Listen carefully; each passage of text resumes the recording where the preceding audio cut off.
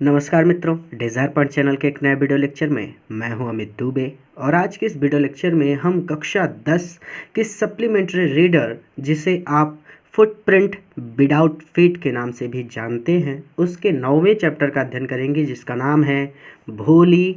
और इस लेखक के यानी इस अध्याय के लेखक हैं के अब्बास। चैप्टर को स्टार्ट करने से पहले मैं आपसे एक छोटा सा प्रॉमिस करता हूं कि जब ये वीडियो लेक्चर ख़त्म होगा तो आपके लिए ये चैप्टर धुआं होने वाला है, यानी आज के बाद आपको इस चैप्टर में कोई भी डाउट नहीं रहेगा। तो चलिए अपने चैप्टर पर चलते हैं। बहुत ज़्यादा प्यारी सी कहानी है, बहुत ज़्यादा अच्छी कहानी है, कुछ भी ऐसा नहीं है जो आपको ना समझ में आए, इसलिए मैं अपने चैप्टर को डायरेक्ट स्टार्ट कर रहा हूँ। अबाउट द लेसन मैं आपको सीधा सीधा चैप्टर को पढ़ने के बाद अंत में बताऊँगा, ठीक है, क्योंकि मैं चाहता हूँ कि आप इस अध्याय से कुछ सीखें, ठीक है। चलिए देखिए, अनुवाद सहित है तो कोई बात नहीं, आप सीधा इंग्लिश टेक्स्ट पर ही ध्यान दीजिएगा। अब बुक ऐसी आ रही है तो मैं क्या कर सकता हूँ, इसमें मेरी क्या गलती है। कि from her very childhood, from her very, very मतलब बहुत, चाइल्डहुड बचपन से, यानी एकदम बाल्यकाल से, अपने बचपन से ही, हर मतलब अपने, लड़की की बात हो रही है, भोली एक लड़की है, ठीक है। तो अपने बचपन से ही भोली was neglected at home. Neglect मतलब नज़रअंदाज करना, एट होम मतलब घर पर। तो बचपन से ही भोली को घर पर नज़रअंदाज किया जाता था। Why did her teacher take special interest in her. Why मतलब क्यों, डिड हर टीचर उसकी अध्यापिका ने, टेक स्पेशल इंटरेस्ट विशेष रुचि दिखाई इन हर, उसमें, उसकी अध्यापिका ने उसमें विशेष रुचि क्यों दिखाई।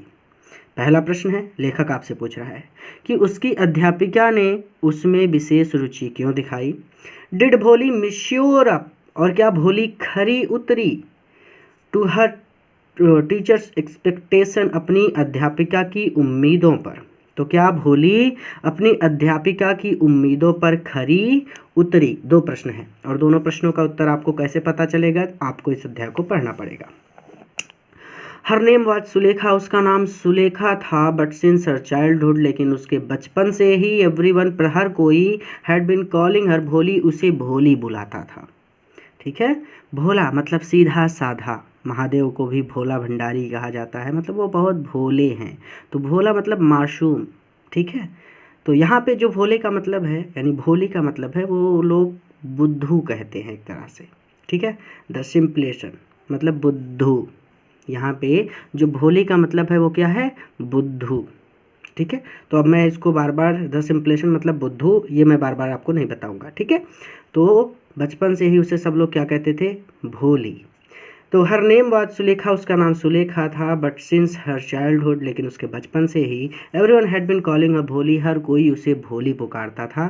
द सिंपलेशन, भोली का मतलब होता है बुद्धू, ठीक है। She was the fourth daughter of Numberdar Ramlal.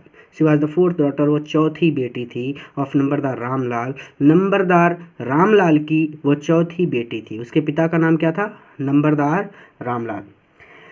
लंबरदार आप लोगों ने सुना होगा, थोड़ा सा जो धनी होते हैं उनको कहा जाता है ऐसा, ठीक है। तो वही एक तरह से है। When she was 10 months old, जब वो 10 मंथ्स की थी, 10 महीने की थी।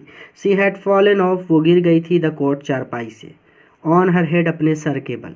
तो जब वो 10 महीने की थी तो वो अपने सर के बल चारपाई से गिर गई थी। एंड परहैप्स, और इसकी वजह से या फिर शायद, इट हैड डैमेज्ड, डैमेज मतलब होता है चोट लग गया, ठीक है, चोट लगना या फिर थोड़ा सा क्षतिग्रस्त होना, ठीक है। सम पार्ट, कुछ हिस्सा, ऑफ हर ब्रेन, उसके दिमाग का, उसके मस्तिष्क का कुछ हिस्सा इससे क्षतिग्रस्त हो गया, और शायद इससे उसके मस्तिष्क का कुछ हिस्सा क्षतिग्रस्त हो गया। दैट वाज वाई, और इसीलिए, she remained a backward child, वो एक बैकवर्ड चाइल्ड रह गई, पिछड़ी हुई बच्ची रह गई। भाई आजकल के बच्चों की तरह या फिर नॉर्मल बच्चों की तरह वो तेज तर्रार नहीं थी, थोड़ा सा वो पिछड़ी हुई बच्ची रह गई। And came to be known, और उसे पुकारा जाने लगा एज भोली, भोली के नाम से। द सिंपलटन, सिंपल मतलब साधारण, सिंपलटन मतलब बुद्धू, ठीक है। उसे भोली नाम दिया गया जिसका नाम था बुद्धू, जिसका मतलब था बुद्धू, ठीक है।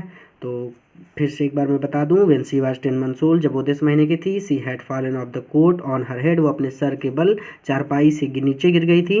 Perhaps it has damage some part of her brain, और इससे शायद उसके मस्तिष्क का कुछ भाग क्षतिग्रस्त हो गया। That was why she remained a backward child, और इसीलिए वो एक पिछड़ी हुई बच्ची रह गई। And came to be known as Bholi, और उसे भोली कहकर पुकारा जाने लगा, जिसका मतलब होता है बुद्धू। एट बर्थ, जन्म के समय, द चाइल्ड, ये बच्ची, वाज वेरी फेयर, बहुत गोरी थी, एंड प्रिटी, और सुंदर थी। फिर मतलब चमकीला, साफ। तो एट ब्राइट बर्थ, जन्म के समय, the child was very fair, बच्ची बहुत ज़्यादा गोरी थी, एंड प्रिटी, और सुंदर थी। But when she was 2 years old, लेकिन जब वो 2 वर्ष की हुई, she had an attack of small pox, तो उस पर स्मॉल पॉक्स मतलब होता है चेचक, ठीक है। तो उस पर चेचक का आक्रमण हो गया। लेकिन जब वो 2 वर्ष की आयु की थी तो उस पर चेचक का आक्रमण हो गया, यानी उसको चेचक हो गया। Only the eyes were saved, केवल आंखें बची। सेव्ड मतलब बचना, सुरक्षित रहना। तो केवल आंखें सुरक्षित रही। बट द इंटायर बॉडी, लेकिन इंटायर मतलब पूरा, बॉडी मतलब शरीर, लेकिन पूरा शरीर वाज परमानेंटली, परमानेंट मतलब आप लोग कहते हैं ना कि भाई परमानेंट मतलब हमेशा के लिए, परमानेंट मतलब हमेशा के लिए, डिसफिगर्ड निशान पड़ गए, बाय डीप गहरे, ब्लैक काले, पोक मार्क्स मतलब धब्बे। तो चेचक के जो धब्बे होते हैं उसकी बात हो रही है, ठीक है। तो केवल आंखों को छोड़कर, only the eyes were saved, केवल आंखों को छोड़कर उसके पूरे शरीर पर हमेशा के लिए गहरे काले धब्बे पड़ गए, ठीक है। लिटिल सुलेखा, छोटी सुलेखा, कुड नॉट स्पीक, बोल नहीं पाती थी, टिल शी वाज 5, जब तक वो 5 वर्ष की नहीं हुई। तो छोटी सुलेखा जो थी ना, वो 5 वर्ष की आयु तक कुछ भी नहीं बोलती थी। And when at last she learn to speak, and when, और जब, एट लास्ट आखिरकार, शी लर्न, उसने सीखा, टू स्पीक बोलना, और अंत में जब उसने बोलना सीखा, शी स्टॉम्ड, तो वो लड़खड़ाती थी, या सॉरी लड़खड़ा कर चलना मतलब गिरना, चलने की बात नहीं है। स्टर्मड मतलब होता है हकलाना, तो वो हकलाती थी। द अदर चिल्ड्रन, दूसरे बच्चे, ऑफ्टन कई बार, मेड फन मजाक उड़ाते थे, ऑफ हर उसका, दूसरे बच्चे कई बार उसका मजाक उड़ाते थे, यहाँ तक समझ में आया। एंड मिमिक्ड हर, और उसकी नकल करते थे, ये क्लियर है। एज अ रिजल्ट, जिसका परिणाम ये हुआ, जब जैसे मैं आपकी बात करता हूँ, आप अगर कक्षा में हैं और लोग आपका मजाक उड़ा रहे हैं, कुछ भी आप बोल रहे हैं, आपका मजाक उड़ाया जा रहा है, तो आपको गुस्सा आएगी। गुस्सा आके आप अगर कुछ नहीं कर सकते तो आप ज़्यादा से ज़्यादा ये करेंगे कि आप बोलेंगे ही नहीं, आप बोलना ही छोड़ देंगे कि भाई जाओ, जिसको जो करना है करो, जिसको गड्ढे में गिरना है गिरो, मुझे कोई लेना देना नहीं है ना। तो वही स्थिति बच्चे की थी। तो एज अ रिजल्ट, उसका परिणाम ये हुआ, जब लोग उसकी नकल करने लगे, उसको चिढ़ाने लगे, तो उसका परिणाम ये हुआ, शी टॉक्ड वेरी लिटिल, कि उसने बहुत कम बोलना शुरू कर दिया, यानी इसके परिणाम स्वरूप वो बहुत कम ही बोलती थी, ठीक है। इस अध्याय से आपको बहुत बड़ी सीख मिलेगी, ठीक है। चलिए, रामलाल हैड 7 चिल्ड्रन, रामलाल के 7 बच्चे थे, ठीक है। 3 सन्स, 3 बेटे, एंड 4 डॉटर्स, और 4 बेटियां। And the youngest of them, और उनमें से जो सबसे छोटा था, वाज भोली, वो भोली थी, और उनमें सबसे छोटी भोली थी।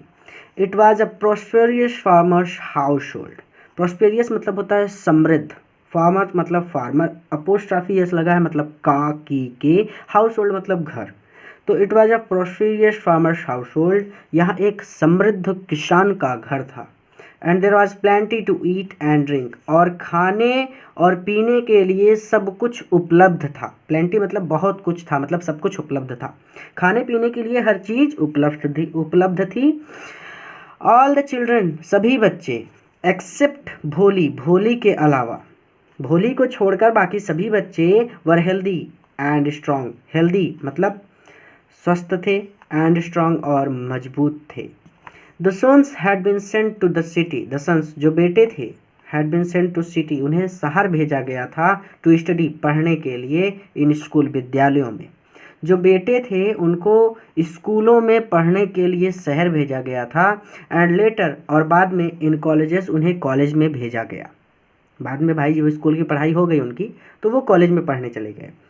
ऑफ द डॉटर्स, और जो बेटियां थी, राधा, उसमें राधा जो थी द एल्डेस्ट, वो सबसे बड़ी थी। बेटियों में राधा सबसे बड़ी थी। हैड ऑलरेडी बीन मैरिड, और उसका विवाह हो चुका था। ध्यान से समझ रहे हैं, कुछ भी ऐसा नहीं है जो ना समझ में आए, ठीक है। द सेकेंड डॉटर, और जो दूसरी बेटी थी मंगला, उसका नाम मंगला था। Mangala's marriage had also been settled, यानी मंगला का भी मैरिज, सेटल मतलब रिश्ता तय हो चुका था। और जो दूसरी बेटी थी उसका नाम मंगला था और उसका भी रिश्ता तय हो चुका था। And when that was done, और जब उसका भी विवाह हो गया, किसका, मंगला का भी, Ramlal would think of third, तो रामलाल को थिंक ऑफ द थर्ड, तीसरी बेटी की चिंता हुई। चंपा, जिसका नाम चंपा था। देवर गुड लुकिंग, वो गुड लुकिंग थी यानी सुंदर दिखती थी। हेल्दी मतलब स्वस्थ, गर्ल्स मतलब लड़कियां थी। वो सुंदर दिखती थी और स्वस्थ लड़कियां थी। And it was not difficult, और इसमें कुछ भी कठिनाई नहीं थी, to find bridegroom, bridegroom मतलब दूल्हा, दूल्हा ढूंढने में फॉर देम, उनके लिए, और उनके लिए दूल्हा ढूंढने में थोड़ी भी कठिनाई नहीं हुई, ठीक है। वो तीनों लड़कियां जो थी, कहते हैं कि वो तीनों सुंदर दिखती थी और वो स्वस्थ लड़कियां थी, इसलिए उनके लिए दूल्हा ढूंढने में थोड़ी सी भी कठिनाई नहीं हुई। बट रामलाल वाज वरीड, लेकिन रामलाल को चिंता होने लगी अबाउट भोली, भोली की, लेकिन रामलाल को भोली की चिंता थी। She had neither good looks, ना तो वो सुंदर दिखती थी, नॉर इंटेलिजेंट और इंटेलिजेंस, और ना ही वो समझदार थी, ठीक है। आगे चलते हैं। भोली वाज 7 ईयर ओल्ड, भोली 7 वर्ष की थी। व्हेन मंगला वाज मैरिड, जब मंगला का विवाह हुआ, जब मंगला का विवाह हुआ तो उस वर्ष भोली की आयु 7 वर्ष थी। द सेम ईयर, उसी वर्ष जिस वर्ष मंगला का विवाह हुआ, कहते हैं उसी वर्ष, द सेम ईयर, ठीक उसी वर्ष, a primary school, primary school मतलब 1 से लेके 5 तक, ठीक है। तो एक प्राइमरी विद्यालय फॉर गर्ल्स, लड़कियों के लिए वाज ओपन, खोला गया इन देयर विलेज, उनके गांव में। उसी साल लड़कियों के लिए एक प्राइमरी स्कूल उनके गांव में खोला गया। द तहसीलदार साहिब, जो तहसीलदार साहब थे, came to perform its opening ceremony, स्वयं इसका उद्घाटन करने आए।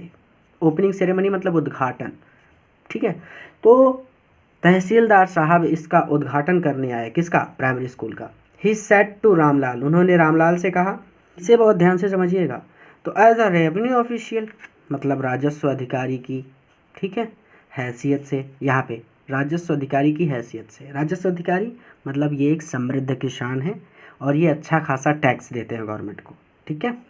तो एज अ रेवेन्यू ऑफिशियल, एक राजस्व अधिकारी की हैसियत से, या फिर आप अच्छा खासा टैक्स देते हैं, यू आर द रिप्रेजेंटेटिव, इसलिए आप प्रतिनिधि है, रिप्रेजेंटेटिव मतलब प्रतिनिधि हैं ऑफ गवर्नमेंट, सरकार की तरफ से, इन द विलेज, इस गांव के, इस गांव में सरकार की तरफ से राजस्व अधिकारी की हैसियत से आप एक प्रतिनिधि हैं, यानी आपका अच्छा खासा रुतबा है इस गांव में, ठीक है।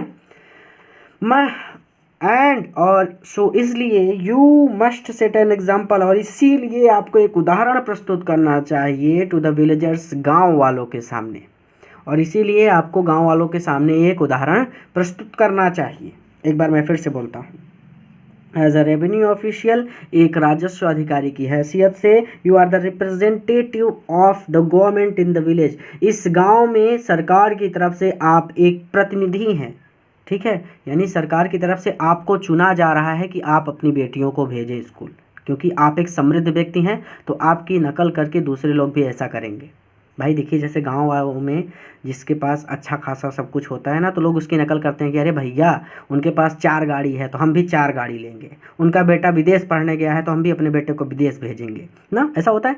तो जो समृद्ध लोग हैं उनकी नकल करते हैं लोग, तो वही कहते हैं कि भाई आप समृद्ध किसान हैं, आप अपनी बेटी को विद्यालय भेजिए, ठीक है। ये आगे कहेंगे, मैंने जोड़ के बता दिया क्योंकि मैंने इसको पढ़ रखा है पहले से। तो एज अ रेवेन्यू ऑफिशियल, राजस्व अधिकारी की हैसियत से, यू आर द रिप्रेजेंटेटिव, आप एक प्रतिनिधि ऑफ गवर्नमेंट, सरकार की तरफ से, इन द विलेजेस, गाँव में। तो इस गांव में राजस्व अधिकारी की हैसियत से आप एक सरकारी प्रतिनिधि हैं। And so you must set an example to the villages, और इसीलिए आपको गांव वालों के सामने एक उदाहरण प्रस्तुत करना चाहिए। You must send your daughters to school, you must set, must मतलब अवश्य ही, तो आपको भेजना चाहिए योर डॉटर्स, अपनी बेटियों को, टू स्कूल, विद्यालय, आपको अपनी बेटियों को विद्यालय भेजना चाहिए। देखिए भोली बेचारी कैसे बैठी है दुपक्कर। हाँ, दैट नाइट, उस रात, वेन रामलाल कंसल्टेड, कंसल्ट मतलब होता है बातचीत करना, विचार विमर्श करना, हिज वाइफ, तो जब उस रात रामलाल ने अपनी पत्नी से विचार विमर्श किया, शी क्राइड, तो वो चिल्लाने लगी। कौन चिल्लाने लगी? पत्नी। आर यू क्रेजी, क्या तुम पागल हो? If girls go to school, यदि लड़कियां स्कूल जाएंगी, हु विल मैरी देम, तो उनसे शादी कौन करेगा? देखिए कैसी बात हो रही है कि अगर लड़कियां पढ़ने जाएंगी तो उनसे शादी कौन करेगा। ऐसी ऐसी तो सोच थी, समय की बात है, ठीक है, इसलिए मैंने कहा ना इस चैप्टर से आपको सीखने को मिलेगा।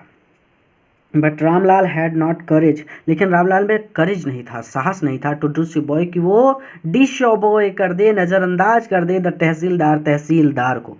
लेकिन रामलाल में इतना साहस नहीं था कि वो तहसीलदार को नज़रअंदाज कर दे, उसकी बात काट दे। At last his wife said, अंत में हिज वाइफ, उसकी पत्नी ने सैड कहा, I will tell you what to do, मैं तुम्हें बताती हूँ कि व्हाट टू डू, क्या करना है। सेंड भोली टू स्कूल, भोली को स्कूल भेजो। एज इट इज़, मतलब as it is, there's little chance of getting marriage, क्योंकि देयर्स अ लिटिल चांस, बहुत कम उम्मीद है, ऑफ हर गेटिंग मैरिड, कि उसका विवाह होगा, क्योंकि इस बात की बहुत कम उम्मीद है कि उसका विवाह होगा। विथ हर अगली फेस, क्योंकि उसका चेहरा तो कुरूप है। एंड लैक ऑफ सेंस, और वो बुद्धू है, उसका चेहरा कुरूप है और वो बुद्धू है। Let the teachers at school, और जो स्कूल में टीचर हैं, वरी अबाउट हर, उन्हें इसकी चिंता करने दो, यानी अपना बोझ दूसरे के सर पे लाद देना, ठीक है। तो let the teachers at school, तो स्कूल में जो अध्यापक है ना, वरी अबाउट हर, उन्हें इसकी चिंता करने दो। किसकी चिंता करने दो? भोली की। द नेक्स्ट डे, अगले दिन, रामलाल कॉट भोली बाय द हैंड, रामलाल ने भोली के हाथ को पकड़ा एंड सैड, और कहा, कम विथ मी, मेरे साथ आओ, I will take you to school, मैं तुम्हें विद्यालय ले चलता हूँ। भोली वॉज फ्राइटेंटेड, भोली डर गई। She did not know what a school was like, वो नहीं जानती थी कि स्कूल क्या होता है। She remembered how a few days ago, she remembered, उसे याद आया, हाउ किस तरह से, अ फ्यू डेज अगो कुछ दिन पहले, देयर काऊ ओल्ड काऊ, उनकी पुरानी गाय, लक्ष्मी जिसका नाम लक्ष्मी था, had been turned out of the house, उसे घर से बाहर निकाला गया, एंड सोल्ड, और बेच दिया गया। तो उसने सोचा ये लोग भी मुझे घर से बाहर निकाल कर बेच देंगे, जैसे गाय बेच दिया। तो शी रिमेंबर्ड, उसे याद आया, how a few days ago their old cow, कि उनकी पुरानी गाय लक्ष्मी को किस तरह से कुछ दिनों पहले घर से बाहर निकाला गया, एंड सोल्ड, और बेच दिया गया। No no no no no no, कहती है नहीं नहीं नहीं, सीधी सी बात है। शी शाउटेड इन टेरर, वो भय से चिल्लाई, and pulled her hand away from her father's grip, और अपने फादर्स ग्रिप, पिता की ग्रिप से, पकड़ से, हैंड अवे, हर हैंड, अपना हाथ, पुल्ड, छुड़ा लिया। शी शाउटेड इन टेरर, वह भय से चिल्लाई, and pulled her hand away from her father's grip, और अपने पिता की पकड़ से उसने अपना हाथ छुड़ा लिया। What's the matter with you, you fool, what's the matter with you, तुम्हें क्या हो गया है, यू फूल, मूर्ख, शाउटेड रामलाल, रामलाल ने चिल्लाकर कहा। I am only taking you to school, मैं केवल तुम्हें विद्यालय ले जा रहा हूँ। Then he told his wife, तब उसने अपनी पत्नी से कहा, let her wear some decent clothes, इसे कुछ डिसेंट कपड़े पहना दो, इसे कुछ अच्छे कपड़े पहना दो, टुडे, आज इसे कुछ अच्छे कपड़े पहना दो, और एल्स, नहीं तो, व्हाट विल टीचर्स, वो टीचर, वो अध्यापक, and the other school girls, और स्कूल की दूसरी लड़कियां, व्हाट विल थिंक, क्या सोचेंगे। देखिए व्हाट विल ये बाद में जोड़ना है कि द टीचर्स, अध्यापक, और स्कूल की जो बच्चियां हैं, what will think of us, हमारे बारे में क्या सोचेंगे, व्हेन दे सी हर, जब वो इसे देखेंगे। New clothes had never been made for Bholi, new clothes, नए कपड़े, हैड नेवर बीन मेड, कभी नहीं बनवाए गए थे, फॉर भोली, भोली के लिए, भोली के लिए कभी भी नए कपड़े नहीं बनवाए गए थे। The old dresses of sisters, उसकी बहनों के पुराने कपड़े वर पास्ड ऑन टू हर, उसे पहनने पड़ते थे। देखिए जैसे घर में 3 या 4 बच्चे होते हैं, तो जब सबसे बड़ा बेटा होता है, ये दूसरा हो गया, ये तीसरा हो गया, तो जो कपड़े बड़े को छोटे हो गए ना, वो ये छोटा वाला पहनने लगेगा, और कुछ दिन बाद जब ये बड़ा होगा तो वही सेम कपड़े ये पहनने लगेगा। ऐसा होता है ना, तो वो चीज़ आप लोग जानते हैं, तो वही बात यहाँ पे कर रहे हैं कि the old dresses of her sisters were passed on her, उसकी बहनों के पुराने कपड़े ही उसे पहनने पड़ते थे। नो वन केयर टू मेंट और वॉश हर क्लॉथ्स। वेंट मतलब जैसे कपड़ों को रफू करना, थोड़ा कहीं फट गया तो उसको सिल दिया, तो उसको बोलते हैं रफू करना, मेंट करना। तो नो वन केयर, किसी को चिंता नहीं थी, टू मेंट सिलने की या रफू करने की, और वाश या धोने की, हर क्लॉथ्स उसके कपड़ों को, उसके कपड़ों को सिलने या रफू करने, या फिर आप इसको सिलना भी बोल सकते हैं, तो उसके कपड़ों को सिलने या धोने की किसी को भी परवाह नहीं थी। बट टुडे, लेकिन आज, शी वॉज लकी, वो सौभाग्यशाली थी, टू रिसीव, कि उसे मिल रहा है अ क्लीन ड्रेस, एक साफ कपड़ा। लेकिन आज वो सौभाग्यशाली थी कि उसे एक साफ कपड़ा मिल रहा है, यानी पहनने के लिए मिल रहा है। विच हैड श्रंक, देखिए कपड़े की स्थिति क्या है, विच हैड श्रंक, जो कि सिकुड़ गया है, आफ्टर मैनी वॉशिंग, बहुत बार धोने की वजह से, यानी ये भी पुराना कपड़ा ही है। तो विच हैड श्रंक, जो कि सिकुड़ गया है, आफ्टर मैनी वॉशिंग, कई बार धोने की वजह से, एंड नो लॉन्गर फिटेड चंपा, और अब ये चंपा को फिट नहीं होता, यानी चंपा को छोटा पड़ता है। शी वॉज इवन बाथ, उसे नहलाया गया, एंड ऑयल वाज रब्ड, और तेल लगाया गया, इनटू हर ड्राई शूज, के सूखे एंड मैटेड हेयर, और उलझे बालों में, उसके सूखे उलझे बालों में तेल भी लगाया गया। ठीक है, ओनली देन, और तब जाकर, सी बिगिन टू बिलीव, उसे ये विश्वास हुआ, that she was being taken, कि उसे ले जाया जा रहा है, टू अ प्लेस, एक ऐसी जगह पर, बेटर देन हर हाउस, जो उसके घर से अच्छा है। और तब जाकर उसे ये विश्वास हुआ कि उसे ऐसी जगह पर ले जाया जा रहा है जो उसके घर से अच्छी है। When they reached the school, जब वो विद्यालय पहुँचे, the children were already in their classroom, तो the children, बच्चे, were already, पहले से ही, in their classroom, अपनी कक्षा में पहुँच चुके थे, या फिर अपनी कक्षा में बैठे थे। तो जब वो विद्यालय पहुँचे तो दूसरे बच्चे पहले से ही अपनी कक्षा में बैठे थे। Ramlal handed over his daughter to the head mistress, जैसे हेड मास्टर होते हैं वैसे ही हेड मिस्ट्रेस होती हैं, मतलब सभी मिस्ट्रेस, अध्यापिकाओं की जो हेड होती हैं उनको हेड मिस्ट्रेस बोलते हैं, क्योंकि वो गर्ल्स कॉलेज था तो वहाँ पर सब मैडम थी, सर नहीं थे। ठीक है, रामलाल हैंडेड, रामलाल ने सौंप दिया ओवर हिज डॉटर, अपनी बेटी को, टू हेड मिस्ट्रेस को। लेफ्ट अलोन, अकेली रह जाने पर, द पुअर गर्ल, उस बेचारी लड़की, यानी वो बेचारी लड़की जब अकेली पड़ गई, यानी पिताजी छोड़कर उसको चले गए, तो जब बेचारी लड़की अकेली पड़ गई, लुक्ड अबाउट हर, तो उसने अपने चारों ओर देखा, विथ फियर लेडेड आइज, भय से झुकी हुई या फिर भय से भरी हुई आंखों से, डर से भरी आंखों से, जब वो तो उसने अपने चारों ओर देखा जब वो बेचारी बच्ची अकेली रह गई, यानी जब वो अकेली रह गई तो उस बेचारी बच्ची ने भय से भरी आंखों से अपने चारों ओर देखा। देयर वर सेवरल रूम्स, वहाँ पर बहुत सारे कमरे थे, स्कूलों में बहुत सारे कमरे होते हैं। एंड इन ईच रूम, और हर कमरे में, girls like her squatted on mats, लड़कियाँ स्क्वेटेड थी, बैठी हुई थी, ऑन मैट्स, चटाइयों पर, और हर कमरे में लड़कियां चटाइयों पर बैठी हुई थी। रीडिंग फ्रॉम बुक्स, अपनी किताबों से पढ़ रही थी, और राइटिंग और स्लेट, या फिर स्लेट पर कुछ लिख रही थी। द हेडमिस्ट्रेस आस्क्ड भोली, भोली से कहा, हेडमिस्ट्रेस ने भोली से कहा, टू सिट डाउन, कि वो बैठ जाए, इन अ कॉर्नर, एक कोने में, in one of the classroom, एक कक्षा के। हेडमिस्ट्रेस ने भोली से कहा कि वो एक कक्षा के एक कोने में बैठ जाए। ठीक है, हेडमिस्ट्रेस ने भोली से कहा कि वो एक कक्षा की किसी एक कोने में बैठ जाए।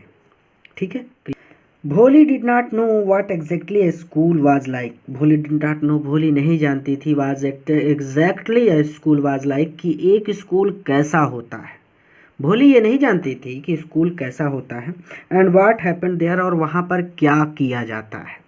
बट शी वाज ग्लैड, लेकिन वो खुश थी, टू फाइंड, पाकर, सो मैनी गर्ल्स, बहुत सारी लड़कियों को ऑलमोस्ट ऑफर, क्योंकि ज़्यादातर लड़कियां ऑफर ओन एज उसकी उम्र की थी प्रेजेंट देयर, जो वहाँ पर उपस्थित थी।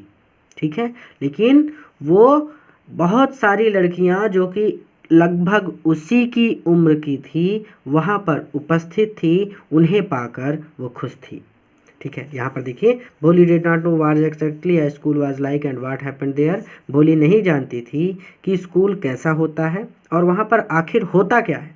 But she was glad to find so many girls, लेकिन वो बहुत सारी लड़कियों को पाकर खुश थी। और वो क्यों खुश थी? Almost her own age present there, क्योंकि ज़्यादातर लड़कियां ऑलमोस्ट ओन हर एज उसकी उम्र की थी, प्रेजेंट देयर जो वहाँ पर उपस्थित थी या फिर हाजिर थी। ठीक है, क्योंकि ज़्यादातर लड़कियां उसकी आयु की थी और वो वहाँ पर हाजिर थी, इसलिए वो खुश थी। सी होप्ड, उसे उम्मीद थी, that one of these girls, कि इनमें से कोई एक लड़की माइट शायद बिकम हर फ्रेंड, उसकी दोस्त बन जाए। उसे उम्मीद थी कि शायद इनमें से कोई लड़की उसकी दोस्त बन जाए।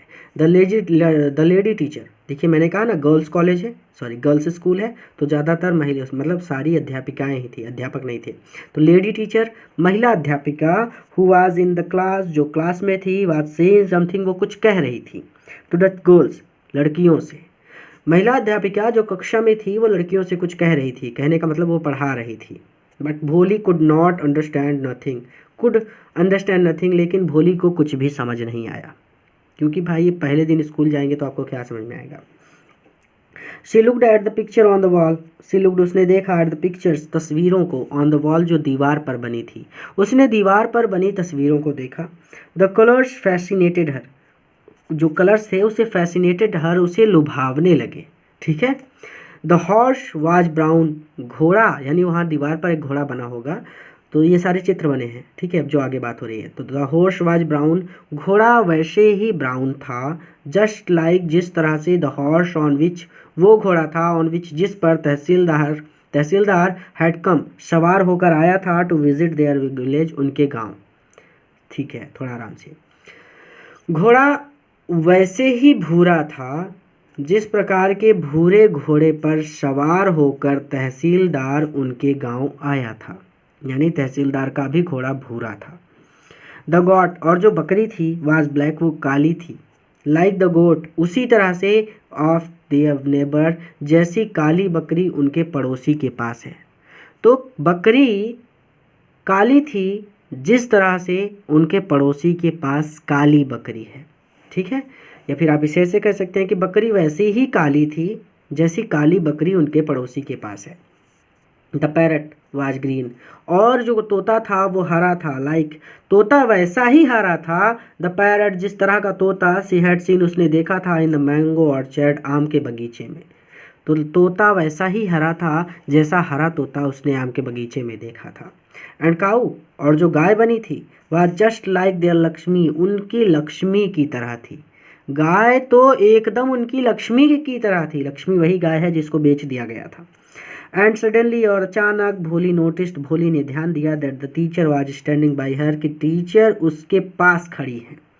और अचानक भोली ने ध्यान दिया कि अध्यापिका जो है ना वो उसके पास खड़ी है, स्माइलिंग एट हर, और मुस्कुरा रही हैं।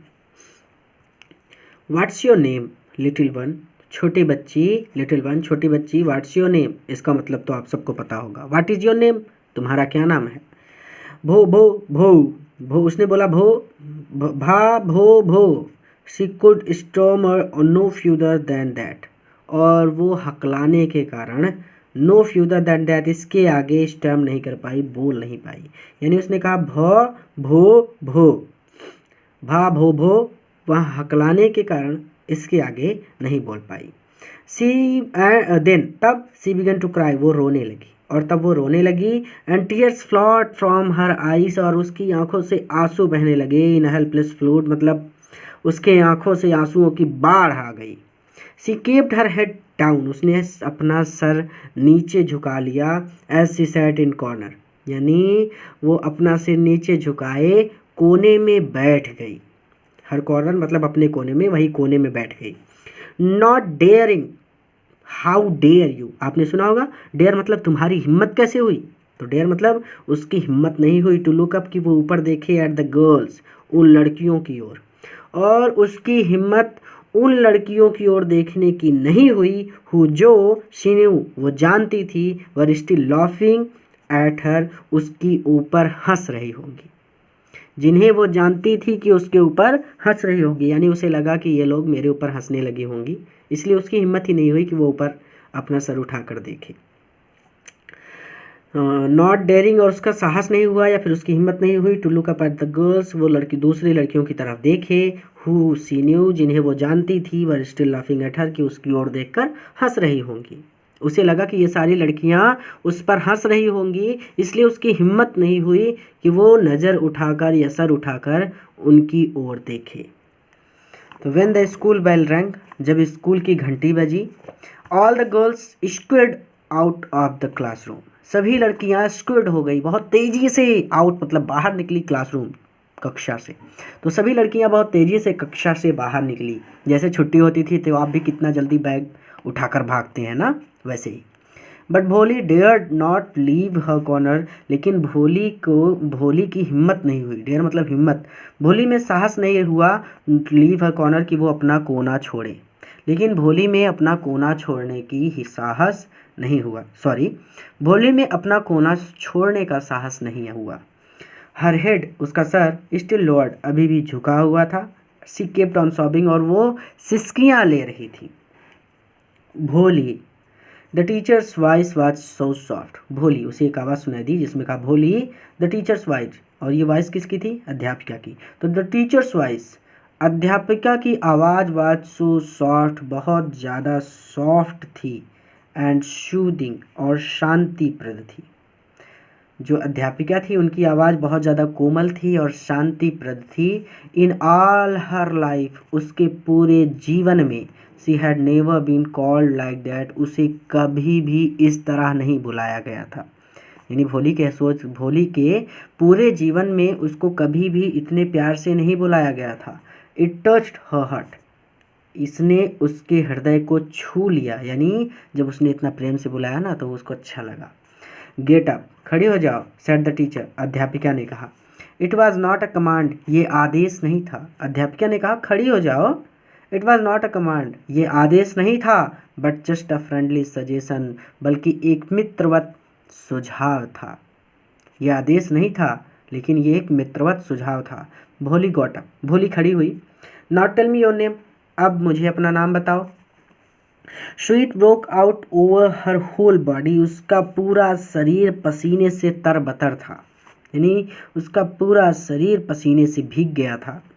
वो वुड हर स्टर्मिंग टंग, टंग मतलब जबान, स्टर्मिंग मतलब लड़खड़ाती हुई, हकलाती हुई, अगेन डिस्ग्रेसर, उसे फिर से धोखा देगी। तो क्या उसकी हकलाती जबान उसे फिर से धोखा देगी? थोड़ा सा इधर करते हैं, ठीक है कैमरा, ठीक है। For the sake of this kind women, इस तरह की महिला के लिए, हाउएवर किसी तरह से, she decided to make an effort, उसने एक कोशिश करने का प्रयास किया। इस तरह की दयालु महिला के लिए, जो महिला थी, मैं दयालु अपनी तरफ से जोड़ रहा हूँ, for the sake of this kind women, इस तरह की महिला के लिए, यानी इस तरह की दयालु महिला के लिए, हाउएवर किसी तरह से, she decided to make an effort, उसने एक प्रयास करने की कोशिश की। She had such a soothing voice, she would not laugh at her, she had such a soothing voice, उसकी आवाज़ इतनी अच्छी है, सूदिंग है, सुखद है या कोमल है, उसकी आवाज़ इतनी कोमल है, she would not laugh at हर, वो उस पर नहीं हंसेगी। अब आवाज़ किसकी कोमल है? टीचर की। सोच कौन रहा है? भोली। तो भोली सोचती है कि अध्यापिका की आवाज़ इतनी कोमल है और अध्यापिका मुझ पर नहीं हंसेंगी। भो भो भो भो, शी बिगेन टू स्टमर, भो भो भो, उसने फिर से हकलाना शुरू कर दिया। वेल डन, शाबाश, वेल डन, शाबाश, at teacher encourage her, the teacher encourage her, अध्यापिका ने उसे प्रोत्साहित किया। Come now, now the full name, चलो अब, कम ऑन, चलो, नाउ अब, द फुल नेम, अपना पूरा नाम बताओ, चलो अब अपना पूरा नाम बताओ। भो भो भो भोली, भो Bho Bho Bholi, at last she was able to say, और अंत में उसने कह लिया। एंड इट फेल्ट रिलीव्ड, और इससे उसे बहुत राहत मिली। एज इफ़, इस प्रकार यानी ऐसी राहत मिली। It was a great achievement, जैसे यहाँ कोई महान उपलब्धि हो। और अंत में जब उसने ये कह लिया तो उसे बहुत राहत मिली, ऐसा लगा जैसे ये कोई महान उपलब्धि हो। वेल डन, शाबाश। The teacher पैटेड her affectionately and said, the teacher पैटेड her, teacher ने उसकी पीठ थपथपाई, अफेक्शनेटली मतलब शाबाशी देते हुए, एंड सेड और कहा, put the fear out of your heart, अपने हृदय से पुट आउट बाहर निकाल दो, अपने हृदय से बाहर निकाल दो क्या? फियर, भय को, अपने हृदय से भय को बाहर निकाल दो। And you will be able, तुम बोल सकोगी, टू बी स्पीक मतलब, और you will be able to speak, और तुम बोल सकोगी, लाइक एवरीवन एल्स, हर एक की तरह, और तुम भी सबकी तरह बोल सकोगी। भोली लुक्ड अप, भोली ने ऊपर देखा, एज इफ टू आस्क, जैसे वो पूछ रही हो, रियली, क्या सच में? मतलब उसने बोला नहीं, लेकिन उसकी नज़र ऐसी थी कि उसे ऐसा मतलब एहसास हुआ कि जैसे वो पूछ रही हो, क्या सच में मैं सबकी तरह बोल सकती हूँ? यस यस, हाँ हाँ, it will be very easy, ये बहुत ज़्यादा आसान है। अध्यापिका ने कहा, हाँ हाँ, ये बहुत ज़्यादा आसान है। You just come to school every day, तुम्हें बस रोज़ विद्यालय आना है। विल यू कम, क्या तुम आओगी? भोली नोडेड, भोली ने सर हिलाया। नो, नहीं। से इट अलाउड, इसे ज़ोर से बोलो। जब उसने सर हिलाया कि हाँ आऊँगी, तो उसने कहा नहीं। अध्यापिका ने कहा नहीं, से इट लाउड, ज़ोर से बोलो। ये यस, हाँ हाँ मतलब yes. And Bholi herself was astonished, और भोली खुद में प्रसन्न हो गई, that she had been able to say it, कि वो ये बोल पाई। और भोली को स्वयं में बहुत खुशी हुई क्योंकि वो ये बोल पाई। क्या बोल पाई? यस, हाँ। डिडंट आई टेल यू, जैसा कि मैंने कहा है। नाउ टेक दिस बुक, अब ये किताब लो। द बुक, वो जो किताब थी, was full of nice pictures, वो सुंदर तस्वीरों से भरी थी। And the pictures were in colour, और वो पिक्चर्स जो थी वर इन कलर, वो रंगीन थी। तो आप इसे आसान शब्दों में एक लाइन में बोल सकते हैं कि वो पुस्तक रंगीन चित्रों से भरी थी। और इसमें चित्र किसके किसके थे? डॉग, कुत्ता, कैट, बिल्ली, गॉट, बकरी, हॉर्स, घोड़ा, पैरट, तोता, टाइगर, शेर, एंड अ काऊ, और एक गाय, जस्ट लाइक लक्ष्मी, जैसी कि लक्ष्मी थी। टाइगर मतलब चीता, ठीक है, मैंने शेर बोल दिया गलती से थोड़ा सा। एंड विथ एवरी पिक्चर, और हर पिक्चर के साथ, वाज अ वर्ड, एक शब्द लिखा था, इन बिग ब्लैक लेटर, बड़े काले अक्षरों में। और हर तस्वीर के साथ बड़े काले अक्षरों में एक शब्द लिखा था। आपने बच्चों की पुस्तक देखी होगी, नहीं देखी तो देखिए, KG A KG B वालों की, उसमें ABCD लिखी रहेगी, तो A फॉर एप्पल, और बड़ा सा एप्पल बनाया रहेगा और नीचे एप्पल लिखा रहेगा। B फॉर बॉल, तो बड़ी सी बॉल बनी रहेगी और नीचे बॉल लिखा रहेगा। उसी तरह से इन 1 मंथ, केवल 1 महीने में, you will be able to read this book, तुम इस पुस्तक को पढ़ सकोगी। केवल 1 महीने में तुम इस पुस्तक को पढ़ सकोगी। Then I will give you a bigger book, और फिर मैं तुम्हें एक बड़ी पुस्तक दूंगी, यानी इससे बड़ी पुस्तक दूंगी। देन अ स्टिल, इसके आगे देखते हैं क्या है, बिगर वन, और फिर उससे भी बड़ी पुस्तक दूंगी, ठीक है। इन टाइम, थोड़े समय में, you will be more learned, तुम बहुत पढ़ी लिखी होगी, than anyone else in the village, इस गांव के किसी भी दूसरे व्यक्ति से ज़्यादा पढ़ी लिखी तुम होगी। और थोड़े ही समय में इस गांव के सभी लोगों से ज़्यादा पढ़ी लिखी तुम होगी। Then no one will ever be able to laugh at you, then no one will ever be able, और तब किसी की हिम्मत नहीं होगी to laugh at you, कि वो तुम पर हंसे, और तब किसी की हिम्मत नहीं होगी तुम पर हंसने की, और तुम पर हंसने की तब किसी की हिम्मत नहीं होगी। People will listen to you, लोग तुम्हें सुनेंगे, with respect, सम्मान से, and you will be able to speak, और तुम बोल सकोगी, without the slightest stammer, थोड़ा भी हकलाए बिना, और तुम बिना हकलाए बोल सकोगी। लोग तुम्हें सम्मान से सुनेंगे और तुम बिना हकलाए बोल सकोगी। अंडरस्टैंड, समझी? नाउ गो टू होम, अब घर जाओ। And come back early morning tomorrow, और कल सुबह जल्दी आना। भोली फेल्ट, भोली को लगा, as if suddenly all the bells in the village temple were ringing.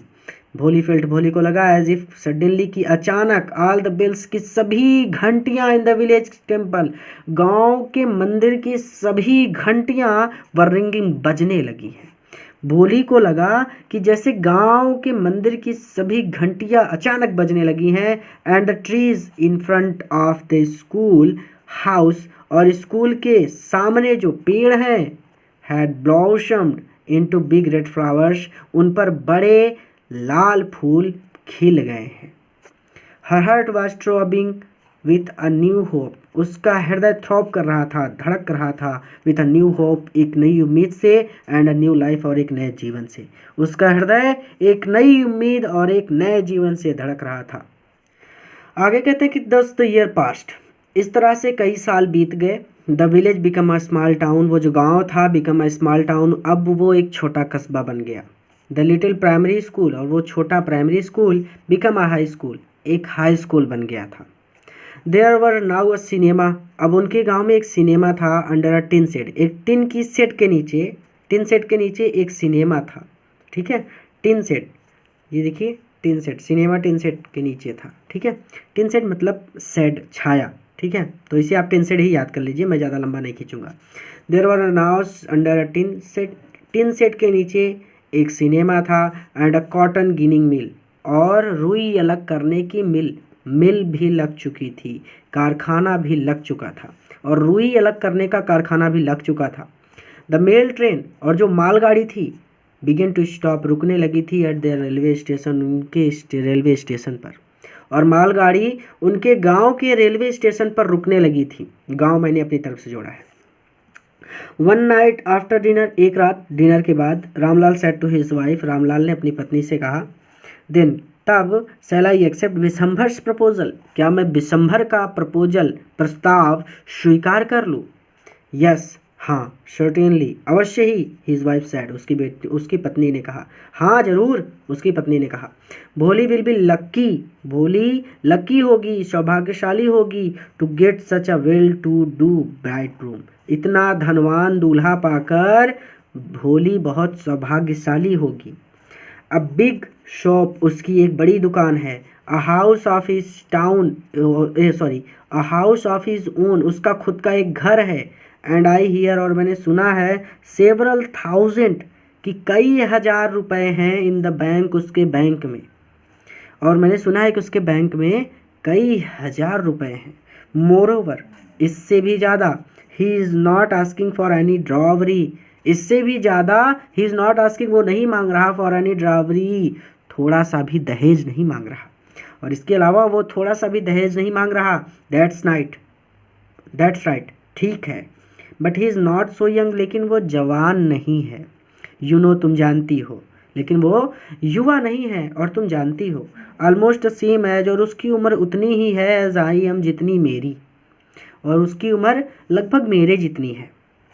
And he also limbs, और वो लड़खड़ाता है। मोर ओवर, इससे भी ज़्यादा, the children from his first wife are quite grown up, the children, बच्चे, from her first wife, उसकी पहली पत्नी के बच्चे, आर क्वाइट ग्रोन अप, काफ़ी बड़े हो चुके हैं। और उसकी पत्नी के, यानी पहली पत्नी के बच्चे भी काफ़ी बड़े हो चुके हैं। लंगड़ाता है, ठीक है, लड़खड़ाता है, लंगड़ाता है, वही होता है। ठीक है, आगे चलते हैं। So what does it matter, इससे क्या फ़र्क पड़ता है? हिज वाइफ रिप्लाइड, उसकी पत्नी ने कहा। 45 और 50, कहते हैं कि 45 और 50, या तो 45 का होगा या 50 का होगा। It is no great age for man, man के लिए, पुरुष के लिए ये कोई बड़ी उम्र नहीं है। अब इनको देखिए, 45-50 साल की आयु भी इनको कम लग रही है, सोचिए। कहते हैं कि so what does it matter, इससे क्या फ़र्क पड़ता है? 45 या 50 साल की उम्र ज़्यादा तो नहीं है, ठीक है, फॉर मैन, पुरुष के लिए। वी आर लकी, हम सौभाग्यशाली हैं। That he is from another village, की वो किसी दूसरे गांव का है, दूसरे गांव से है वो। एंड डज नॉट नो, और नहीं जानता, अबाउट हर पोक मार्क्स, उसके चेचक के बारे में, और वो उसके चेचक के बारे में नहीं जानता। हर लैक ऑफ सेंस, और उसकी बुद्धिमानी की समझ जो है, लैक ऑफ सेंस, और उसके भुलक्कड़ या बुद्धूपन के बारे में नहीं जानता। हम सौभाग्यशाली हैं कि वो दूसरे गांव से है, और वो उसकी बेवकूफ़ी के बारे में नहीं जानता। ठीक है, ना समझी भी कह सकते हैं। If we don't accept this proposal, यदि हम ये रिश्ता स्वीकार नहीं करते हैं, she may remain unmarried all her life, तो शायद अपने पूरे जीवन में शी मे अनमैरिड, वो अविवाहित रहेगी। यस हाँ, बट आई वंडर व्हाट भोली विल से, लेकिन मैं सोचता हूँ व्हाट भोली विल से, कि भोली क्या कहेगी। लेकिन मैं सोचता हूँ कि भोली क्या कहेगी। What will that witless one say, वो बेवकूफ़ या मूर्ख क्या कहेगी। उसकी पत्नी कहती है कि what will that witless one say, वो मूर्ख क्या कहेगी। She is like a dumb cow, वो तो एक गूंगी गाय की तरह है।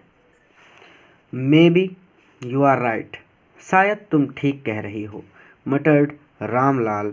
रामलाल ने बड़बड़ा कर कहा। इन द अदर कॉर्नर, दूसरे कोने में ऑफ कर्टयार्ड, आंगन के दूसरे कोने में, भोली ले अवेक, भोली जागी हुई थी, ऑन हर कॉट, अपनी चारपाई पर ले और लेटी हुई थी। तो आंगन के दूसरे कोने में भोली जागी हुई अपनी चारपाई पर लेटी हुई थी, लिसनिंग टू हर पेरेंट्स, और अपने माता पिता की बातचीत को लिसन कर रही थी, सुन रही थी, यानी विस्पर्ड, बुदबुदाहट वाली कन्वर्सेशन, बातचीत को सुन रही थी, या फुसफुसाहट भी बोल सकते हैं। ठीक है, धीरे धीरे बहुत ज़्यादा बोलते हैं लोग तो उसको बोलते हैं विस्पर करना, फुसफुसाना। तो भोली अपने चारपाई पर जागी हुई लेटी हुई थी और वो अपनी माता पिता की फुसफुसाहट वाली बातचीत को लिसन कर रही थी, सुन रही थी। Vishambharnath was an well to do grocer, Vishambharnath जो था वो एक वेल टू डू धनी ग्रोसर, पंसारी था। आपने ग्रोसर शब्द तो नहीं सुना होगा, बट आपने ग्रोसरी सुना होगा, किराना का सामान जैसे चीनी, चाय पत्ती, नमक, हल्दी, ज़ीरा, ये सारी चीज़ें, छोटी छोटी चीज़ें जो बेचते हैं वो सारा किराना में आता है ना। तो वही ग्रोसर होते हैं जो ये व्यापार करते हैं इस चीज़ का। ग्रोसरी उसको बोलते हैं जो किराने का सामान होता है। ठीक है, तो ग्रोसर को हिंदी में पंसारी बोलते हैं। क्लियर है यहाँ तक? आगे चलेंगे। विशंभरनाथ एक धनी पंसारी था।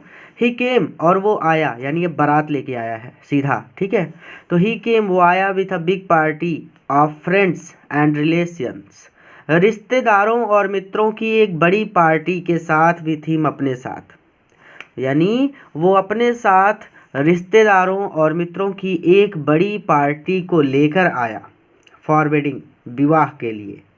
विशंभरनाथ अपने साथ रिश्तेदारों और दोस्तों की एक बड़ी पार्टी को लेकर विवाह के लिए आया। अब ब्रास बैंड, आप लोगों ने देखा होगा शादी के टाइम पे बैंड बजाते रहते हैं लोग, और उसमें शादियों का गाना बजाते हैं ना, कि टीनी नी होता रहता है, उसमें ढमक ढमक करते रहते हैं। आप लोगों ने देखा होगा।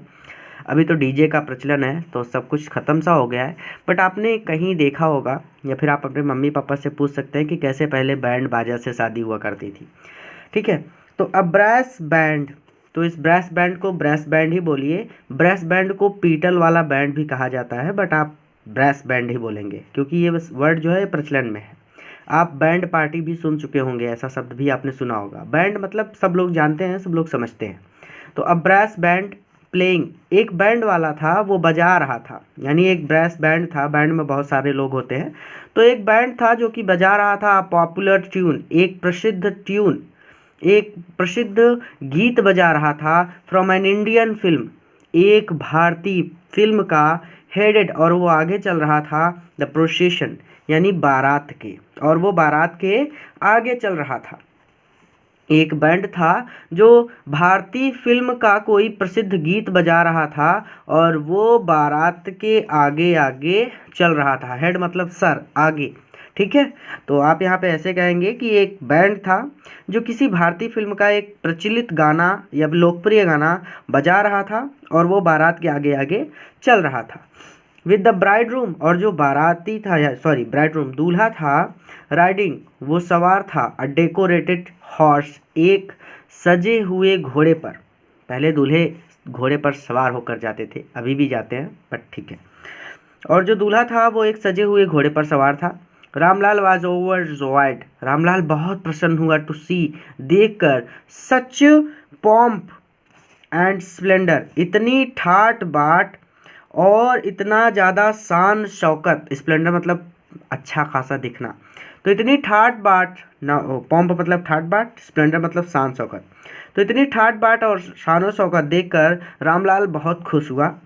ही हैड नेवर ड्रीम्ड, उसने कभी नहीं सोचा था, दैट हिज फोर्थ डॉटर, कि उसकी चौथी बेटी would have such a grand wedding, कि उसकी चौथी बेटी का इतना शानदार या धूमधाम से विवाह होगा। उसने कभी नहीं सोचा था कि उसकी चौथी बेटी का विवाह इतनी धूमधाम से होगा। भोली's एल्डर सिस्टर्स, भोली की जो बड़ी बहनें थीं, who had come for the occasion, जो विवाह में आई थी, कम मतलब आना, ओकेशन मतलब विवाह, या जो ओकेशन मतलब कभी कभी, चलिए छोड़िए दूसरी लाइन पर नहीं चलते, अभी यहीं पे करते हैं। तो ओकेशन मतलब विवाह, ठीक है। तो शादी में जो आई थी उसकी बड़ी बहनें, तो भोली की बड़ी बहनें जो शादी में आई थी वर इनवॉइस ऑफ हर लक, उसके लक से, उसकी किस्मत से, उसके सौभाग्य से इनवॉइस कर रही थी, जल रही थी या ईर्ष्या कर रही थी। भोली की बहनें, एल्डर मतलब बड़ी बहनें, जो विवाह में आई थी वो भोली की किस्मत पर जल रही थी, ईर्ष्या कर रही थी। मैं बहुत स्लो चल रहा हूँ क्योंकि यहाँ पे थोड़े से ऐसे वर्ड हैं जो आपको नहीं समझ में आएंगे, ठीक है। तो उद्देश्य इतना है कि आपको समझ में आए। तो आगे चलेंगे। व्हेन द ऑस्पिशियस मोमेंट केम, और ऑस्पिशियस मोमेंट आपने सुना होगा फिल्मों में कि मुहूर्त निकला जा रहा है, शुभ घड़ी उसको बोलते हैं। मोमेंट मतलब टाइम, ऑस्पिशियस मतलब शुभ घड़ी। तो जब शुभ घड़ी आई, के मतलब आना, तो जब शुभ घड़ी आई, द प्रीस्ट सैड, प्रीस्ट मतलब पुजारी, सैड पुजारी ने कहा, ब्रिंग द ब्राइड, दुल्हन को बुलाओ। फिल्मों में देखा है आपने, दुल्हन को बुलाइए, शुभ घड़ी निकली जा रही है, वही वाला सीन है, ठीक है। एकदम इंजॉय करके समझ के पढ़िएगा ताकि कभी ना भूलें आप। Bholi, Bholi clad in a red silken bridal dress, silken, silken मतलब रेशमी होता है, ब्राइडल मतलब दुल्हन का, ड्रेस मतलब कपड़ा, तो दुल्हन के रेशमी कपड़े में, और लाल मतलब रेड मतलब लाल, तो भोली दुल्हन के लाल रेशमी कपड़े में आई। Was led the bride's place, मतलब उसे जहाँ पे दूल्हा था वहाँ पे ले जाया गया, नियर द सेक्रेट फायर, पवित्र आग के पास। तो आप इसे ऐसे कहिए सीधा सीधा कि भोली लाल रेशमी दुल्हन के कपड़े पहनकर पवित्र अग्नि के पास आई, ठीक है। एक लाइन में क्लियर हो गया, ठीक है।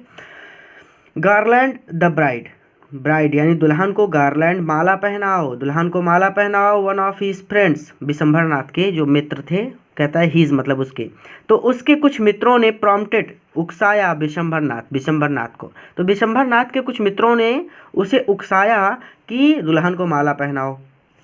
द ब्राइड रूम, और जब दूल्हे ने लिफ्टेड द गार्लैंड, माला को उठाया, ऑफ येलो मैरीगोल्ड, मैरीगोल्ड मतलब गेंदे के फूल, तो पीले गेंदे के फूलों की माला को जब दूल्हे ने उठाया, a woman slipped back the silken veil from the bride's face, तो एक वुमेन, एक महिला ने स्लिप्ड हटाया, बैक स्लिप्ड बैक मतलब हटाना, द सिल्कन वेल, सिल्कन मतलब रेशमी घूंघट को, फ्रॉम ब्राइड्स फेस दुल्हन के चेहरे से, तो एक महिला ने दुल्हन के चेहरे से रेशमी घूंघट को हटाया, ठीक है, क्लियर है। विशंभर टुक अ क्विक ग्लैंस, विशंभर ने एक ग्लैंस देखी, एक झलक देखी, यानी दुल्हन का चेहरा उसको दिख गया विशंभर को, तो विशंभर ने एक झलक देखा। The garland remained poised in his hands, माला उसके हाथों में जम गई, मतलब उसने माला नहीं पहनाई, वो माला उसके हाथों में रुक गई, ठहर गई, ठीक है। The bride slowly pulled down the well over her face, the bride और जो दुल्हन थी, स्लोली उसने धीरे से पुल डाउन खींच लिया या नीचे कर लिया, द वेल घूंघट को, ओवर फेस अपने चेहरे पर, और दुल्हन ने धीरे से घूंघट को अपने चेहरे पर फिर से खींच लिया, ठीक है। हैव यू सीन हर, क्या तुमने उसे देखा। अब मैं थोड़ा तेज चलूंगा, ठीक है, क्योंकि ऊपर वाला हार्ड था लेकिन अब सब आसान है। तो हैव यू सीन हर, क्या तुमने उसे देखा, said Vishambhar to the friends next to him, तो नेक्स्ट टू हिम अपने पास खड़े मित्रों से विशंभर ने कहा, क्या तुमने उसे देखा। तो विशंभर ने अपने पास खड़े मित्रों से कहा कि क्या तुमने उसे देखा। सी हैज पोक मार्क्स, उसके चेहरे पर, ऑन हर फेस, उसके चेहरे पर पोक मार्क्स हैं, चेचक के निशान हैं। सो वाट, तो क्या हुआ? You are not young either, तुम भी तो जवान नहीं हो। यानी उसके मित्रों ने उसको रिप्लाई दिया होगा कि उससे क्या फ़र्क पड़ता है, तुम भी तो जवान नहीं हो। मे बी, हाँ शायद, but if I am to marry her, लेकिन मुझे अगर उससे शादी करनी है। हर फादर, तो उसके पिता को, मस्ट गिव मी, देखिए जितनी बार हर आया है मतलब भोली की बात हुई है। जेंडर तो मतलब यहाँ पे हिज होता तो विशंभरनाथ की बात होती, हर मतलब लड़की की बात हो रही है, ठीक है, क्लियर है ना। But if I am to marry her, लेकिन अगर मुझे उससे शादी करनी है, यानी मुझे उसे भोली से विवाह करना है। हर फादर, तो भोली के पिता को, मस्ट गिव मी 5000 रुपीज़, 5000 रुपये मुझे देने होंगे। तो अगर मुझे उससे शादी करनी है तो उसके पिता को मुझे 5000 रुपये देने होंगे। रामलाल वेंट, रामलाल गया, एंड प्लेस्ड हिज टर्बन, और अपनी टर्बन, अपनी पगड़ी को रख दिया, हिज ऑनर, यहाँ पे जो पगड़ी है ना उसका मतलब है अपने सम्मान को, अपनी इज्जत को, ठीक है। तो मैं बार बार नहीं बताऊंगा, अब मैं आपको सीधा बताऊंगा कि उसने अपनी पगड़ी को विशंभर फीट, विशंभर के पैरों में रख दिया। रामलाल गया और उसने अपनी पगड़ी को विशंभर के पैरों में रख दिया, ठीक है। पगड़ी का मतलब होता है, साइलेंट करके लेखक ने लिखा है कि जो पगड़ी का यहाँ पे मतलब है वो मतलब है इज्जत, सम्मान, ठीक है। तो अपनी इज्जत को उसने एक तरह से उसके पैरों में रख दिया। Do not humiliate me, show, मुझे इस प्रकार लज्जित मत करो। टेक 2000 रुपीज़, 2000 रुपये ले लो। नो, नहीं, 5000, 5000, और वी गो बैक, और नहीं तो हम लोग वापस चले जाएंगे। कीप योर डॉटर, तुम अपनी बेटी रख लो, या फिर तुम अपनी बेटी को अपने घर में बिठा लो, हम लोग वापस चले जाएंगे।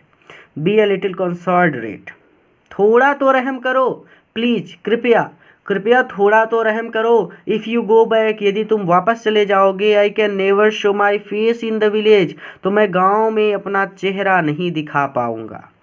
देन आउट विथ 5000, तो फिर 5000 रुपये निकालो। विशंभरनाथ ने कहा कि भाई फिर 5000 रुपये निकालो। Tears streaming down his face, रोते हुए आंसू, स्ट्रीमिंग डाउन हिज फेस यानी उसके चेहरे पर आंसू लुढ़क रहे थे, मतलब रोते हुए। रामलाल वेंट इन, रामलाल अंदर गया। ओपन द सेफ, तिजोरी खोली, and counted out the note, और नोट गिने। नोट गिने मतलब उसने 5000 रुपये निकाले, ठीक है, यहाँ पे वही मतलब है। तो वो रोते हुए या फिर अपने चेहरे पर आंसू लुढ़काते हुए भी कह सकते हैं, बट आप कहिए रोते हुए। रामलाल वेंट इन, रामलाल अंदर गया, तिजोरी खोली और पैसों को गिना। ही प्लेस्ड द बंडल, और उसने बंडल यानी नोटों की गड्डी को प्लेस रख दिया, एट विसम ब्राइड रूम्स फीट, दूल्हे के पैरों में, और उसने नोटों की गड्डी दूल्हे के पैरों में रख दी। ऑन विशंभर्स ग्रीडी फेस, मतलब ग्रीडी मतलब लालची, फेस मतलब चेहरा, तो विशंभर के लालची चेहरे पर अपीयर्ड अ ट्रिम्फेंट स्माइल, एक विजयी, ट्रिम्फ मतलब विजय, तो विजयी मुस्कान आ गई, स्माइल मतलब मुस्कान। तो विशंभर के लालची चेहरे पर एक विजयी मुस्कान आ गई। ही हैड गैम्बल्ड, उसने जुआ खेला, एंड वोन, और जीत गया। उसने जुआ खेला और वो जीत गया। गिव मी द गार्लैंड, मुझे माला दो। ही अनाउंस्ड, उसने घोषणा की या उसने कहा कि मुझे माला दो। Once again the veil was slipped back from the bride's face, once again एक बार फिर, the veil ghoonghat was slipped back, हट गया, फ्रॉम ब्राइड्स फेस, दुल्हन के चेहरे से। एक बार फिर दुल्हन के चेहरे से घूंघट हट गया या फिर हटाया गया। बट दिस टाइम, लेकिन इस बार, her eyes were not downcast, उसकी आंखें नीचे नहीं थी। किसकी आंखें नीचे नहीं थी? भोली की। सी वॉज लुकिंग अप, वो ऊपर देख रही थी।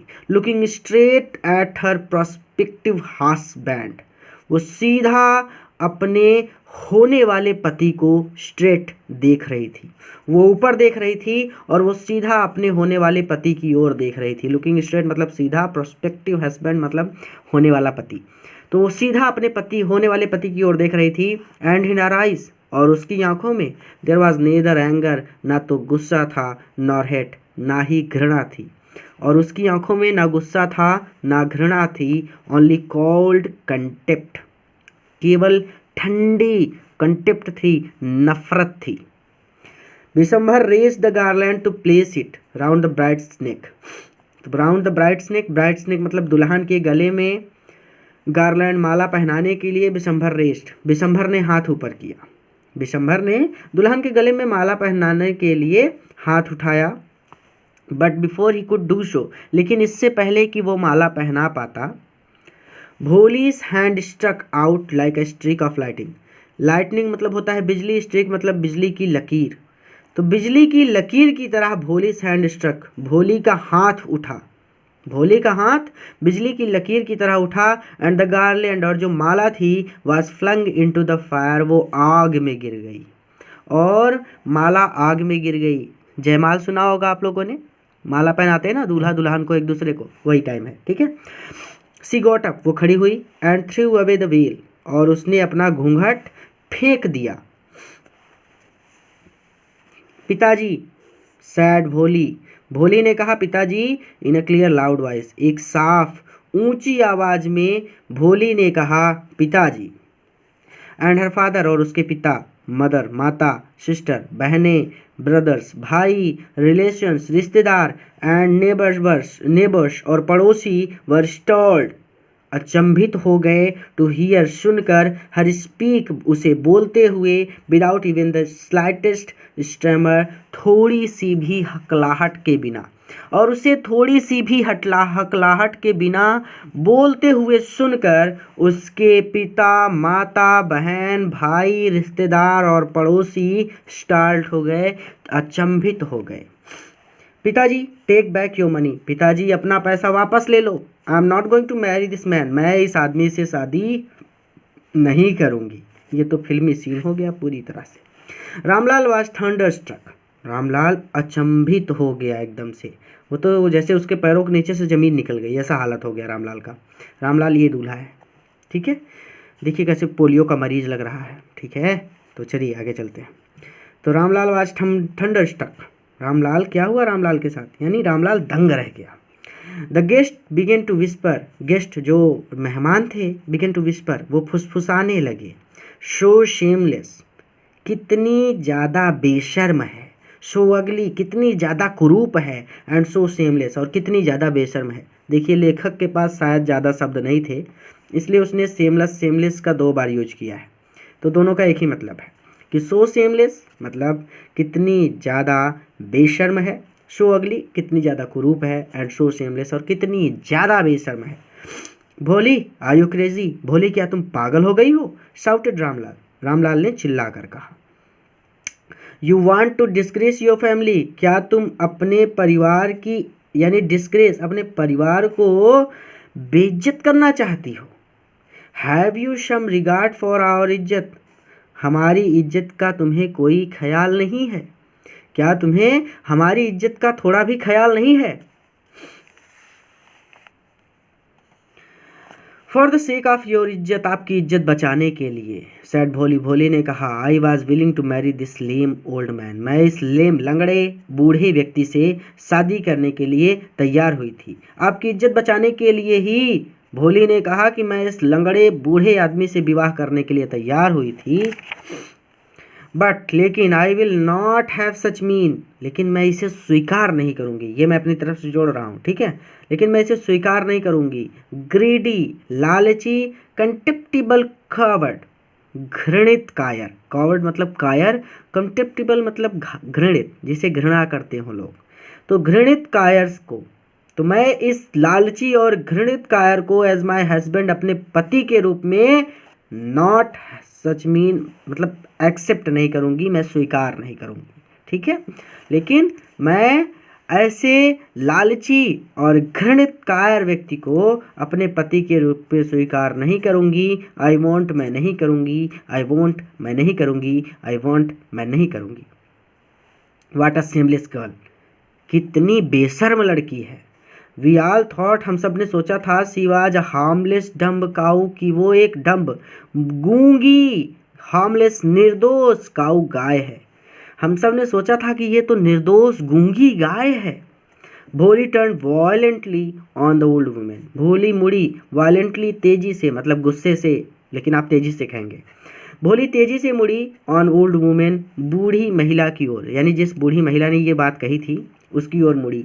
भोली तेजी से उस बूढ़ी महिला की ओर मुड़ी। यस आंटी, हाँ चाची, यू आर राइट, तुम ठीक कहती हो। You all thought I was a drum driven cow, आप सब ने सोचा था, यू ऑल थॉट, आप सब ने सोचा था, आई वॉज कि मैं हूँ, अ डम्ब, एक गूंगी, ड्राइवन काउ, भोली गाय। आप सब ने सोचा था कि मैं एक गूंगी भोली गाय हूँ। दैट्स वाई, और इसीलिए you wanted to hand me over, आप मुझे सौंप देना चाहते थे, टू दिस हर्टलेस क्रीचर, इस हर्टलेस मतलब जिसके पास हृदय ना हो। सोचिए, जिसके पास हृदय ना हो ऐसे व्यक्ति से क्या आशा की जा सकती है। तो आप मुझे इस हार्टलेस क्रीचर, इस हार्टलेस यानी जो कठोर दिल वाला होता है उसे हार्टलेस बोलते हैं, यानी जिसके पास दिल नाम की चीज नहीं है, ठीक है।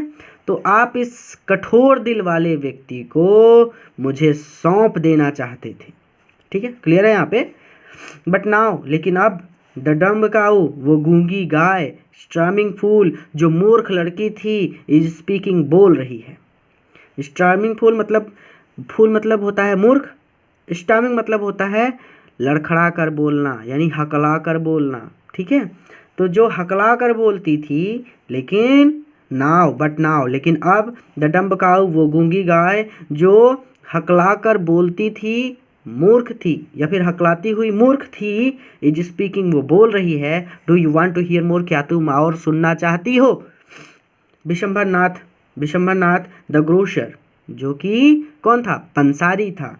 तो पंसारी Vishambharnath started to go back with his party, अपनी पार्टी के साथ वापस जाने लगा। विशंभरनाथ अपनी पार्टी के साथ वापस जाने लगा। द कन्फ्यूज्ड बैंड्समैन, और जो कन्फ्यूज्ड यानी विचलित बैंड वाले थे, थॉट, उन्होंने सोचा, this was the end of the ceremony, यानी कि विवाह पूर्ण हो चुका है। उन्होंने सोचा, कन्फ्यूज्ड बैंड वालों ने सोचा कि विवाह पूरा हो चुका है। And struck up a closing song, और स्ट्रक अप, और उन्होंने बजाया क्लोजिंग सॉन्ग, विवाह पूर्ण होने वाला गीत, और उन्होंने विवाह पूर्ण होने वाला गीत बजाया। Ramlal stood rooted to the ground, Ramlal जैसे जमीन में गड़ गया था। ये नीचे लिखा है ना, रामलाल जैसे जमीन में गड़ गया था, यानी वो एक ही जगह पर खड़ा हो गया खंबे की तरह। His head bowed low, उसका सर झुका हुआ था। With the weight of grief and shame, दुख और शर्म से उसका सर नीचे झुक गया था, ठीक है, हो गया। यहाँ पे लास्ट है, the flames of the sacred fire, sacred मतलब पवित्र, फायर मतलब अग्नि, पवित्र अग्नि की लपटें, डाइड डाउन, धीरे धीरे बुझ गई थी, स्लोली मतलब धीरे धीरे। तो पवित्र अग्नि की लपटें धीरे धीरे बुझ गई थी। एवरीवन वाज गॉन, लगभग हर कोई चला गया था। रामलाल टर्न टू भोली, रामलाल भोली की तरफ मुड़ा। एंड सेड, और कहा, बट वाट अबाउट यू, लेकिन अब तुम्हारा क्या होगा। No one will ever marry you now, अब तुमसे कोई भी विवाह नहीं करेगा। What shall we do with you, अब हम तुम्हारा क्या करेंगे, यानी अब हम तुम्हारे साथ क्या करेंगे, भाई तुम्हारी शादी तो अब होगी नहीं। एंड सुलेखा, और सुलेखा किसका नाम था, भोली का। तो भोली यानी जो थी उसने कहा, एंड सुलेखा सैड, और सुलेखा ने कहा, इन अ वॉइस, एक आवाज़ में, दैट वाज काम, जो शांत थी, एंड स्टीडी, और साफ थी या फिर स्थिर थी। एक साफ और स्थिर आवाज में सुलेखा ने कहा, डोंट यू वरी, आप चिंता ना करें पिताजी। इन योर ओल्ड एज, आपके बुढ़ापे में, I will serve you and mother, मैं आपकी और माता की सेवा करूंगी। एंड आई विल टीच, और मैं पढ़ाऊंगी, इन द सेम स्कूल, उसी स्कूल में, where I learn so much, जहाँ मैं पढ़ने जाती थी या फिर जहाँ पर मैंने पढ़ाई की है। इजंट दैट राइट मैम, क्या ये ठीक रहेगा, वो अपनी अध्यापिका से पूछती है, वो भी बारात में आई थी पूड़ी खाने, ठीक है। तो कहती है कि मैम क्या ये ठीक रहेगा। एक सवाल है आपसे, आपको इस अध्याय से क्या सीख मिलती है, कमेंट करके बताइएगा, क्योंकि मैं जानना चाहता हूँ, ये मेरी पर्सनल इच्छा है कि आपने इस अध्याय से क्या सीखा, ये आप ज़रूर बताएं, ठीक है। तो the teacher had all along stood in a corner, the teacher वो अध्यापिका, हैड ऑल अलोंग जी इन सब चीज़ों के दौरान, इन अ कॉर्नर स्टूड एक कोने में खड़ी थी। यानी अध्यापिका इस पूरे नाटक के दौरान एक कोने में खड़ी थी, वॉचिंग द ड्रामा, और इस नाटक को देख रही थी। यानी अध्यापिका इस पूरे नाटक के दौरान एक कोने में खड़ी थी और इस नाटक को देख रही थी। यस भोली, ऑफ कोर्स, हाँ भोली, क्यों नहीं, हाँ भोली, क्यों नहीं, शी रिप्लाइड, उन्होंने उत्तर दिया, अध्यापिका ने उत्तर दिया। And in her smiling eyes, और उनकी मुस्कुराती हुई आंखों में, ध्यान से समझिएगा नहीं तो यहाँ पे भूल जाएंगे। एंड हर स्माइलिंग आइज, और उनकी मुस्कुराती हुई आंखों में वाज अ लाइट, एक प्रकाश था, ऑफ डीप सेटिस्फैक्शन, गहरे सेटिस्फैक्शन का, गहरे संतोष का प्रकाश था। यहाँ तक मैं रोकता हूँ इसको, ठीक है। एंड हियर स्माइलिंग आइज, और उनकी मुस्कुराती हुई आंखों में गहरे संतोष का प्रकाश था। यहाँ तक क्लियर है। दैट एन आर्टिस्ट, जैसे कि एक कलाकार, फील्स, महसूस करता है, जिस प्रकार एक कलाकार महसूस करता है when contemplating the completion of her masterpiece, जब उसका मास्टरपीस, जब उसकी सर्वोत्तम कृति, ठीक उसी प्रकार जैसा एक आर्टिस्ट, एक कलाकार महसूस करता है जब उसकी सर्वोत्तम कृति, कंप्लीटिंग द कंपटीशन, पूर्ण होती है या वो पूर्ण होते हुए देखता है। ठीक वैसे ही जैसे एक कलाकार अपनी सर्वोत्तम कृति को पूर्ण होते हुए देखता है या पूर्ण होती है। ठीक है, तो बस यहाँ पे इतना ही है। कंप्लीटिंग द कंप्लीशन मतलब वही अपनी सर्वोत्तम कृति, मास्टरपीस मतलब सर्वोत्तम कृति, और कंप्लीटिंग द कंप्लीशन मतलब पूर्ण होते हुए देखना। ठीक है, तो उसी प्रकार जैसे एक कलाकार अपनी सर्वोत्तम कृति को पूर्ण होता हुआ देखता है। ठीक है, वैसे यहीं पे चैप्टर समाप्त होता है। अपने मित्रों के साथ भी जरूर शेयर कीजिएगा ताकि वो भी मेरे प्रश्न का उत्तर दें कि उन्होंने इस अध्याय से क्या सीखा। ठीक है, तो एक आपके लिए प्रश्न है, आप इसका रिप्लाई दीजिए और अपने मित्रों के साथ भी शेयर कीजिए ताकि वहाँ भी इसका लाभ ले सकें और मेरे प्रश्न का उत्तर दे सकें। अगले वीडियो लेक्चर में हम फिर से मिलेंगे एक नए वीडियो लेक्चर के साथ, क्योंकि हमें अभी 2 पाठ और पढ़ने हैं आपके सप्लीमेंट्री रीडर के। चलिए फिर से मिलते हैं आपसे।